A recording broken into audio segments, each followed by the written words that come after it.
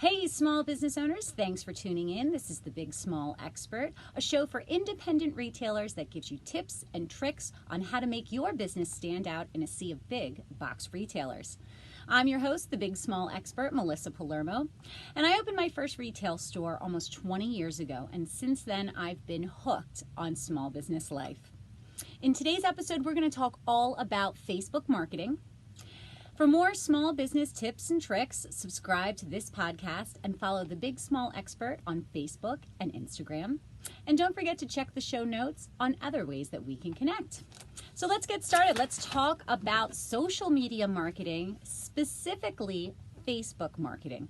Now, I actually let's start. Okay, so when you figure out which social media platforms you want to use to market your business, you need to look at who the demographics are that actually use that platform. So Facebook tends to skew a little bit older, and Instagram tends to skew a little bit younger. So according to some statistics from early 2023, the highest demographic that uses Facebook is ages 25 to 34. They make up 23.8% of the users. Now, this is worldwide, okay? Next is 18 to 24 with 18%, and then it's 35 to 44 with another 18%, 18.1. So, the 60% of users are between the ages of 18 and 44. Okay. Now, when it comes to Instagram, as I said, that tends to skew younger. So 31% of Instagram users are between the ages of 18 and 24. Then 30.3% are 25 to 34. Did I say 18 to 34? I meant 18 to 24. And then lastly, 15.7% are ages 35 to 44. So look at your target market. What age are they? Are you going more for late teens, early 20s? If that's the case, then Instagram should be your focus. If your target market tends to be a little older, maybe in their mid 30s to mid 40s, then Facebook is more where you're going to want to be. Now, the nice thing is that since Instagram was purchased by Facebook, now called Meta, you actually can integrate the two. So if you go and you make a post on Instagram, you can connect it to your Facebook business page. And basically, you're killing two birds with one stone. But Instagram has a different feel. It's more photo heavy, it's more hashtag heavy than Facebook. So marketing on them, you kind of have to take a different approach. So we're going to talk about Facebook today.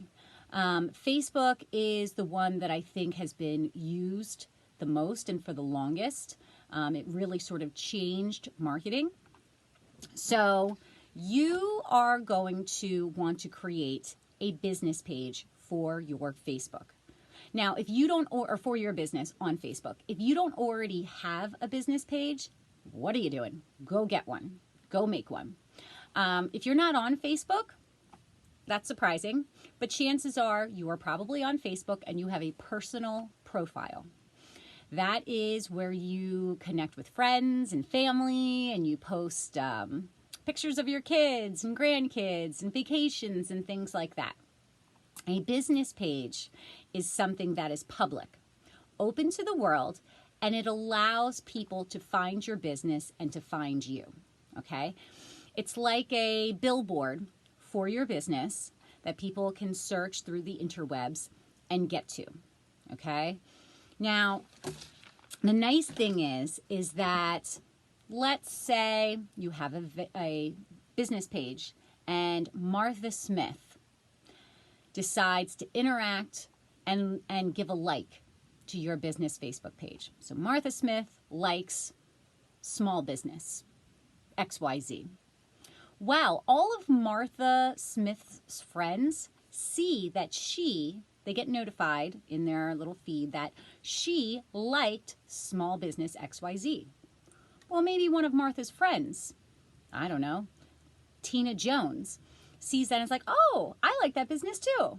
I'm going to go check them out. So it's an organic way of having people connect with your business and also sort of advertise and let other people know. Because you figure, let's say you've seen an advertisement for a new restaurant. Okay, you might be interested in trying it. But if you have a friend who's like, yes, I went to that restaurant and I really, really liked it, that's going to hold more weight. That's going to make you think really extra hard about trying it even sooner, that new restaurant. So that's why using Facebook is so important and really pretty cool. I mean, it's a whole new world out there. So as I said, you want a public business page, okay? This is not your personal page that's just under your name. This is a business page. And Facebook allows you to start a business page. And in fact, the Big Small Expert has a business page. I personally, Melissa Palermo, have my own personal page where I might put funny memes and things like that. But I'm not posting those on the Big Small Expert business page, okay? Because that is the sort of the front door of my business. So on your business page, there are a bunch of do's and don'ts that you want to keep in mind when using the business page to promote your business. You definitely want to use it to share events, promotions, products, big news in your industry. You want to use the business page for that. Now, that being said, you can share some of that to your personal page, but don't share every single business page post you have to your personal page, because your friends will be like, nope, I am tired of hearing about that. Because there is a time and a place and a forum for those posts, and that's the business page, okay? So you do want to invite your friends to like, your friends and family to like your business page. Now, not everybody's going to accept your invitation to like it. And by like, it really is, they are hitting the like button, okay? Yeah, not everyone's going to accept it, and that's okay. Sometimes people just don't see it, they don't remember, they don't care, whatever it is. It's okay, but some people are going to. And that's awesome, because everyone who is a friend with that person on Facebook will see in their feed that, you know, your best friend just liked your business page. Okay? You don't, I've seen this before, and it's awful. Dear God, please do not post political or religious views on your page. There's just, you know, they say when you're at a cocktail party or having a discussion, you know, you keep politics and religion out of it. That, if that's what you want to do in your personal time, that's one thing. But for your business, that is just a way to polarize your customers. Because in reality, do you care what your customer's religious affiliation is? Not really, probably. You just want them to come in and patronize your store. So don't post about those. And trust me, I have seen some. Oh, and it gets bad. It gets really, really bad. It opens a whole can of worms that you just don't want to get into, especially publicly on your page. You do want to make sure that you set your personal profile, not the business page, your personal profile page to private. And that is because you should have the freedom to post random things. If you want to post political memes or whatever on your personal page, that's fine. But make sure that you put your page on private, okay? When you're starting your business page, and maybe you already started it and you didn't fill this section out, don't leave the About section empty. Now, you may think, I'm going to start my page and I'm going to come back to it, and that's okay. But make sure you do come back to it, because it's really the area that you are saying what you like, who you are, who your business is, and what you do. and why people want to come and shop with you. You're missing a huge opportunity by not filling in the about section. When you're coming up with the profile picture for your business page and the cover picture as well that goes at the top of the page, come up with something clear, high resolution, especially for the profile picture. Usually a logo is the best, because you figure when people are scrolling through or they see their notifications, they're just seeing this little tiny circle, and it needs to be clear and it needs to make sense so that they know who it is that's creating these posts. And that helps them decide whether they want to interact or not. And you want interaction. That's the goal. So you want to make it as easy as possible for people to understand that that's you. You know, so a logo is usually the best way, whatever your logo is. That's the easiest. Okay. Some more do's and don'ts. Do, when you post, use an image or a photo. Okay. Don't just post a whole bunch of words. You can every now and then. That's fine. But you want engagement. You want people to see it. You want people to like it, or you want them to comment on it. You want them to interact. You want them to engage. And Facebook is really about faces and images. So statistics show that engagement goes up 2.3 times when there is a photo in the post. I mean, we're visual people. We get attracted to that stuff. So yeah. Don't set yourself back by just typing a whole bunch of words. It's not a book. It's not a paragraph. You know, a sentence here or there is fun. But try and use a photo and an image. And especially if you can use an image or a photo that you took yourself, like maybe there's, I don't know, some event going on in your store, or you just created this really cool new display of this new product. Snap a picture with your phone and then just upload it straight through, because it is something new for Facebook to catch onto. It's not an image that has been out there on the internet that has no relevance anymore. Don't go crazy on hashtags. I know I have been guilty of this, particularly because I will take posts from Instagram, which is hashtag heavy.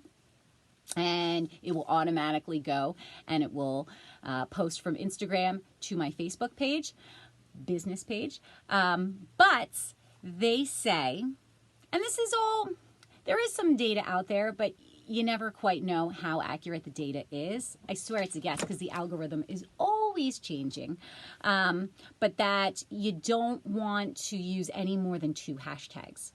It actually can slow down reach. And reach is where how many people see it, and it can slow down engagement.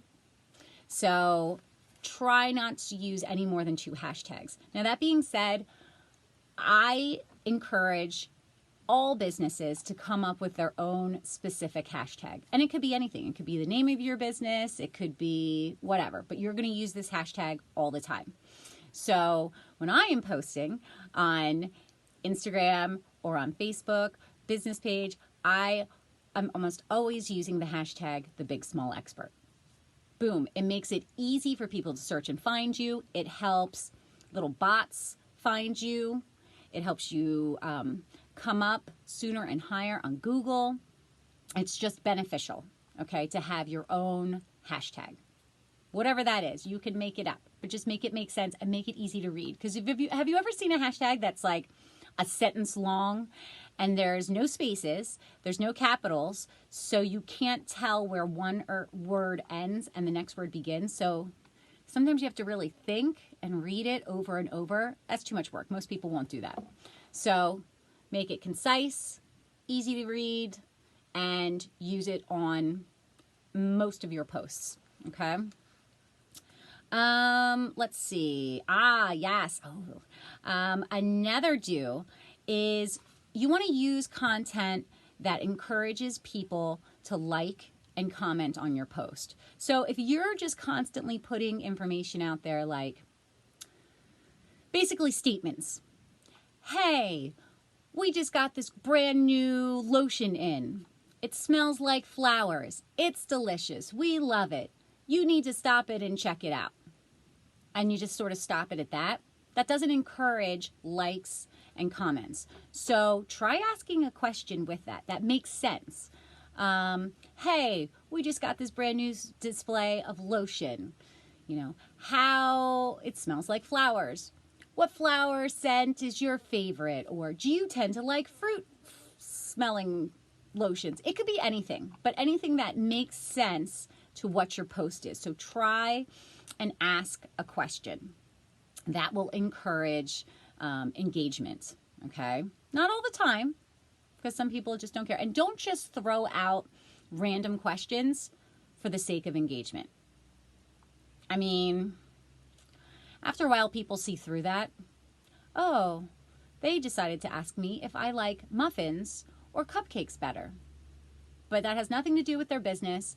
And I don't know, they just ask these random questions. And then I answer, and then no one says anything. So you do want to comment back when people go and actually comment on your posts. That helps keep it going. That helps the reach. It helps the engagement. It helps all your statistics. It helps you get your message out there more. Okay. If you've already set up your Facebook business profile page, or whether you're going to, don't forget to edit the buttons. There is a section where you can edit the buttons that will show up at the top of your main profile page. You need to add a call to action button. And that could be call us, message us. There's a whole bunch of different options, but put in a call to action button. Shop now, check out the website, whatever it is. You want some call to action, okay? That's going to potentially help your bottom line. So the easiest thing is to get people over to your website. If they can shop from there, that's probably the best thing. And if you haven't already done it, it's really easy to edit those buttons. So remember to do that and make sure you fill out that about section. Let's see. I have a whole bunch of these written down here because I can't remember them all, but they come to me, so I write them down. Don't just post, we sort of talked about this. Don't just post empty content for the sake of posting it. And that was like, do you like cupcakes or do you like cookies? I forgot what I said. Muffins. There's no point to it. It's just it's just empty content. So it has to be relevant. It has to be original. It has to make sense. It has to tie into your business. Now, you might be thinking, oh my gosh, this is so timely. It does take some time. However, Facebook is great in that you can schedule posts. So maybe you sit down, you have your plan, you know what's going on in your store for the next week. So a week prior, you sit down on one day, you spend an hour while you're drinking your coffee and eating your breakfast, and you go and you create your posts for the next 7 days, and you schedule them. Now, every now and then I've had this happen where there are glitches in how Facebook is working because they are updating it almost every week. So sometimes things that were working last week are not working. So every now and then I will schedule a post and it won't go. It happens.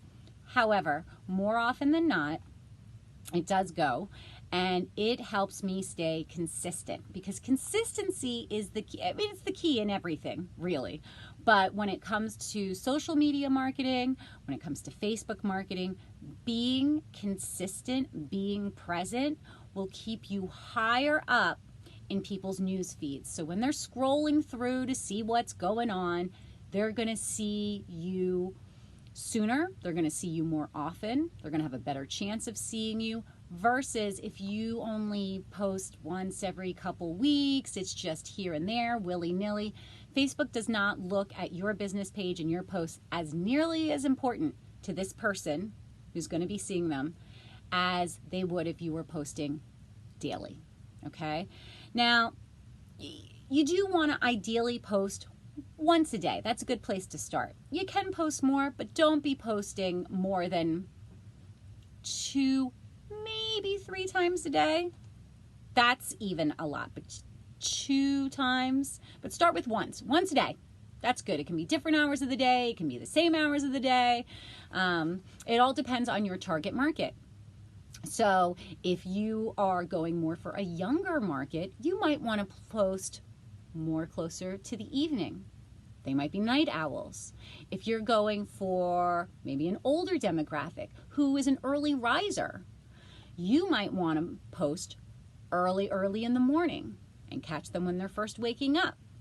It's all about your target market. Everything comes back to your target market. All right, let's see if we missed anything else. We also talked about this, don't just post static posts, which is just words, blah, blah, blah. Change it up, okay? Post short videos. Try going live. I know that can be nerve-wracking for a lot of people. And if you're unfamiliar with what that is, basically you are doing a live broadcast on video, video broadcast to everyone who is connected or who likes your business page.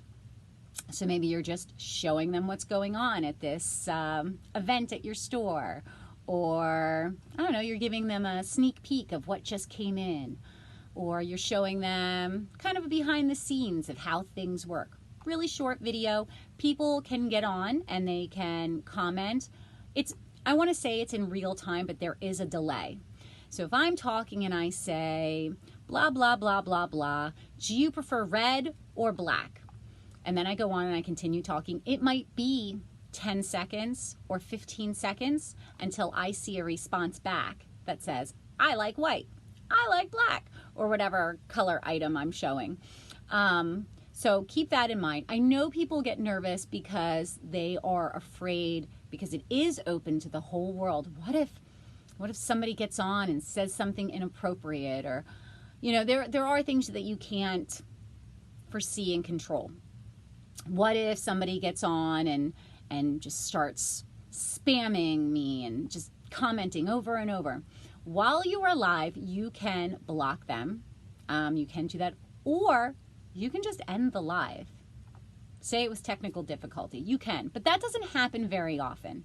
Okay, so don't be afraid to go live sporadically. I have seen small businesses, some retail businesses, they will, you know, they have their brick and mortar store, and then maybe every Wednesday night they do a Facebook Live and sell live as well. Because maybe people who love their product or love their store just aren't quite close enough to drive there. Or maybe they've moved out of the area and they still want to support them. They still love what they have. So this retailer is willing to ship it, fine. I'll just sell it to you through a live video. So it's better than a website because people can see it, you're talking about it. It's almost like an infomercial.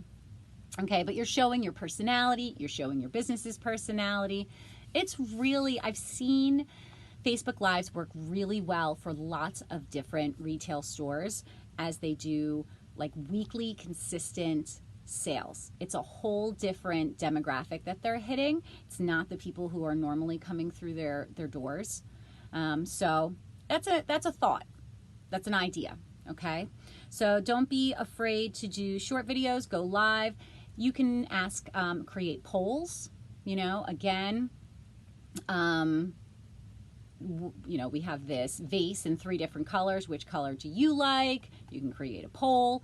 If there's actually some information that you'd like to know, maybe you're considering changing your hours because Sunday morning sales are so low. You've tried it for 6 months and you're just not making any money. Try a poll, you know. Maybe your customers will help you go in the right direction. Maybe they didn't know you were open on Sunday morning.